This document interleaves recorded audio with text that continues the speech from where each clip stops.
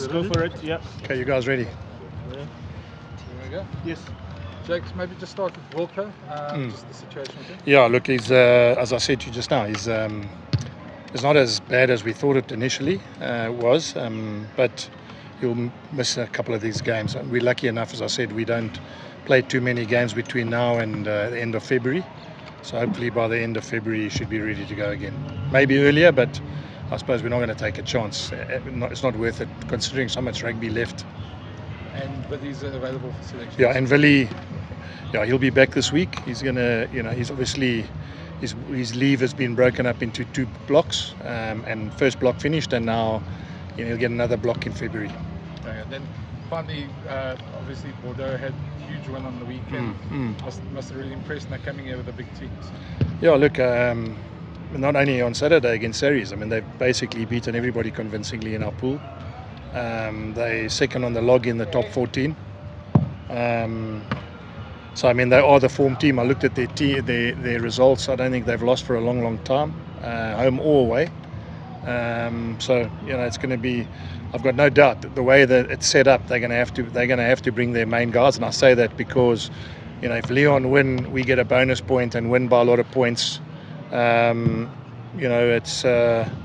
It could change the whole dynamic of who finishes where on the log. So I take it as given that they'll bring their best players. Just on that sort of flair, just that they showed. I mean, how do you counter it?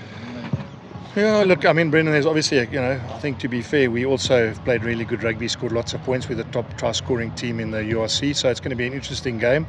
It's altitude, 3 o'clock in the afternoon, a bit of a different conditions to what they're used to, and if they want to play quickly, it probably in a lot of ways might play in our hands because, as you know, altitude, especially when you land on a Wednesday, play on a Saturday, it's it has a different effect.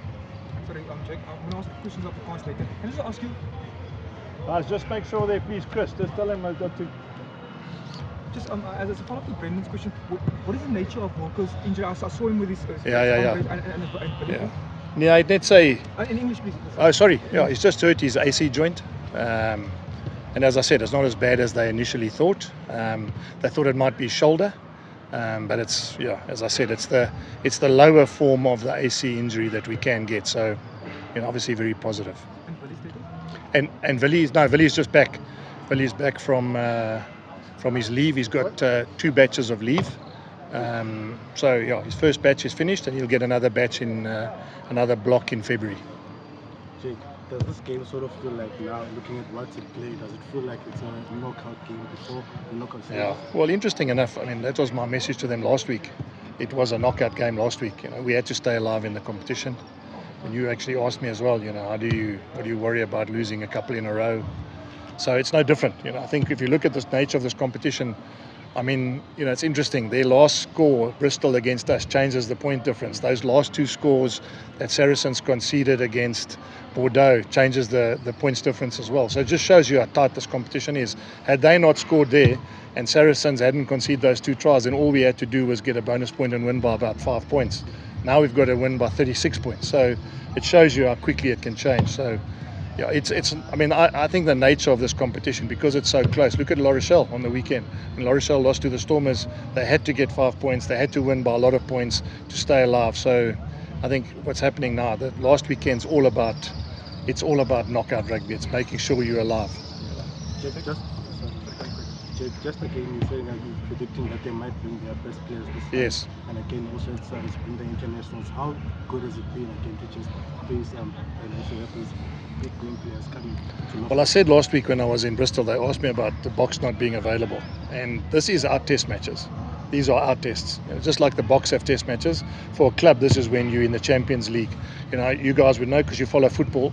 Some players in the Premiership or in clubs that don't qualify for Champions Cup football leave and go to another club.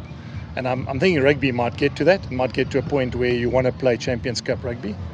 So, I mean, it's a great test for us. I hope they do bring their best players. I'm almost sure they will. And then gives us, good measurement of where we are as a group. We don't have Marco, we don't have Kanan, we don't have Kirkley. We obviously don't have Wilco now for the weekend as well. You take those guys out of our team, it's obviously a massive test for the next group.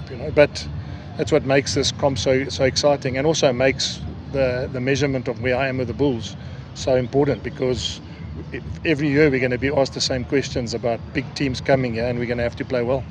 Sorry, can I ask you another English question? I know as a coach you wouldn't want to isolate players, but can you talk to us about Devin Williams, your lone player from the Pumas? How long is he still going to be here, and just your thoughts on his performance? Well, let me answer the question and say I don't like to talk about players, so let's leave it like that. Yeah, but I have to ask you, had a good No, and I have to answer it like that as well. It would be unfair. He played really well, and I'm happy for him, but I'm not going to discuss players different to any. We're lucky we got him. I'm very thankful Pumas loaned him to us, and it shows, it just shows having a guy like him in our team, even though he's come from a smaller union, and I say that with respect to them. The fact that we've got so much talent is also, I'm talking about in our country, is also fantastic. Until when is he available to you? I'm not sure. We're busy processing the agreement. That's why I don't want to discuss those things. As a follow-up to my college question, do you have the Springboks available this weekend? No. When would they be available? No, again, I'll tell you when I select my team. Can I just throw a curveball a bit? Yes. Obviously, you're a rugby man. And, Yes. Yes. In the football. Is that AFCON didn't have a good start, Yes. which is really deflated the nation in many ways. That one. Yeah, I would say I'm going to answer. I'm going to answer your question by saying this: we lost to Ireland in the World Cup rugby, and we lost to New Zealand in the opening game in the last World Cup, and ended up winning that competition. So hopefully Bafana will take some hope out of that. And all I'll say is that, working at Loftus and working where our shareholder is Patrice Matsepe, I'm almost sure that he will sort it out.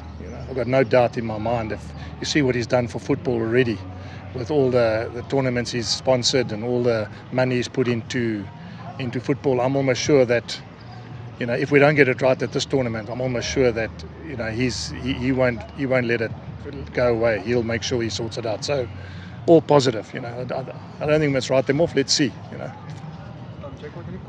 Kan jy vir my gee oor die status van Wilco Lou en Willie? Ja. Okay, so Wilco is nou nie so ernstig as wat ek eers gedink het nie. Hy sal miskien so 2 maande uit wees, wat beteken hy gaan einde Feb weer reg wees. En Willie kry 3 weke, hy het 3 weke afgekry en hy's nou terug en hy kry nog 'n blok verlof in Februarie. So ja, hy's beskikbaar vir hierdie naweek. En twee Afrikaans vrae, hoe groot 'n terugslag is dit om byvoorbeeld 'n speler van Wilco se statuur nie beskikbaar te hê? Wel, as jy nou kyk hoe goed Bordeaux is, moet jy maar aanvaar. Jy weet, sonder Wilco, sonder Kynens en sonder Kirkley, Marco, is dit maar, jy weet, 'n helse opdraand vir ons, maar nog steeds. Jy weet, dis wat ons het. Jy weet, en as ons wil groei as 'n span, is dit 'n groot geleentheid vir die ander spelers om te wys hulle kan op hierdie vlak speel. Julle het 'n goeie vertoning in Bristol gehad, maar hoe groot is die uitdaging wat hier naweek kom teen Bordeaux? Ja, want hierdie is, soos iemand gesê het, dis uitklop rugby nou. Jy weet, dis alles op die spel. Jy weet, dis amper jy weet, jy maar dink, as jy goed speel, jy kan eerste eindig. As jy swak speel, kan jy miskien 10de eindig. Jy weet, so dit wys jou net wat is die risiko om verkeerd of swak te speel. So ja, soos ek sê, hierdie toernooi, ek dink almal besef hoe groot hierdie toernooi is en hulle gaan elke jaar sien, as jy nou kyk wat La Rochelle hierdie naweek gedoen het nadat hulle verloor het in die Storm is 'n ander span wat uitgedraf het hierdie naweek en dit wys jou net as die groot koppe, jy weet, einde van die toernooi vir al die groot spanne speel, is dit maar, soos ek sê, die beste klubtoernooi in die wêreld. Jake, as hulle hom kies, dit sou interessant wees om weer vir Bordeaux terug te hê. Ja, ek seker hulle sal hom kies. Hy het vir my gesê hy soek kaartjies vir sy familie. Ja, so ek sien uit, ek seker hy sal speel, jy weet. Hy ken mos verloftes. En as jy maar dink, as jy 'n coach is, sal jy wil spelers kies wat Suid-Afrika verstaan. So ouetjies soos Kane Douglas wat slot gespeel het vir die Waratahs, hy sal in 'n groep, ek seker Ben Tapawai wat by die Sharks was. Carlos Sadi, so ek is seker meeste van hulle sal beskikbaar wees om op Loftus te speel. Okay.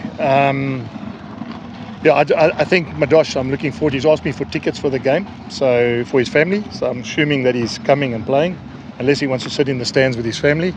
And I'm sure the coaches, that you've got Yannick Brew was at the Sharks, and obviously the other coaches were at the Sharks with him. So I wouldn't be surprised if guys like Carlos Sadi, guys like Kane Douglas who played for the Waratahs, all those guys who've been to Loftus before, played in South Africa, won't be part of their mix this weekend.